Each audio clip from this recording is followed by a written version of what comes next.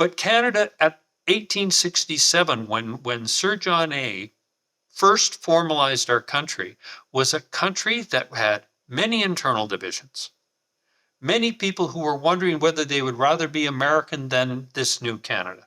Many people who were concerned about the manifest destiny coming out of the United States and those direct threats, daily threats made towards this emerging nation. So imagine the mix and boil of emotions that was going on that day. And now think about Canada today, this year. We see exactly the same concerns. People wondering if they would rather be Americans. People looking at the existential threat of the United States wanting manifest destiny again.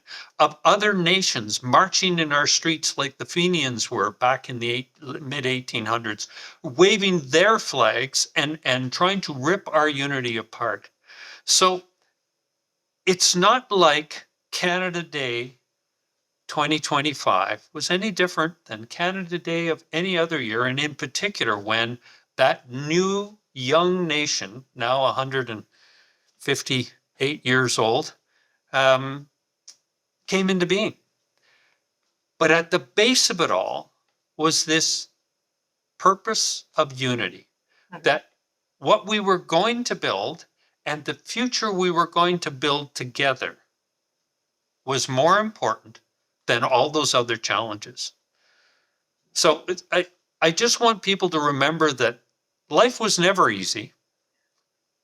One has to work at things to make them come true. But the most important thing is to have a vision and a look to the future that's positive, not based on fear, but based on confidence. Confidence that as a group of peoples, we can work together with unity of purpose, with unity of beliefs and values, and make the best country in the world. It isn't the Canada of today. It isn't the Canada of 1867. It's the Canada of 25 years from now.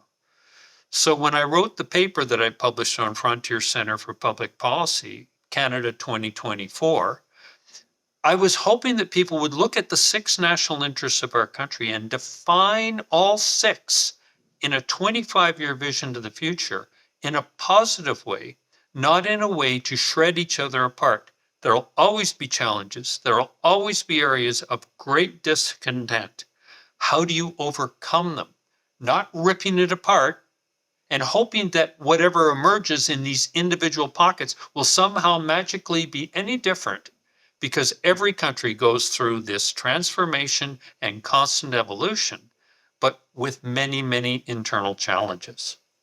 Yeah, really interesting. And I thank you so much for taking us through the history, because I think that's just so incredibly important. A couple things just to touch on that.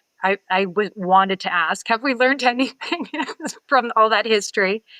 But then the other thing that I really appreciated you saying, and I want to repeat it, and maybe we could go back to it a little bit more, is just the challenge of keeping a democracy strong, holding a society free and democratic. And I think that in Canada, for some reason, and maybe we could talk about that a little bit, is people seem to take it for granted that is just, that's the way it should be, the end. They don't even recognize that our neighbors to the south have some of these same problems, or other nations around the world. It's just Canada, I think, has this idea that it was supposed to be perfect. It's not perfect.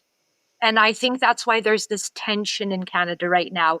And I very much agree with you over Canada Day celebrations. This year was a very strange time. And so, again, I'm really looking forward to this conversation.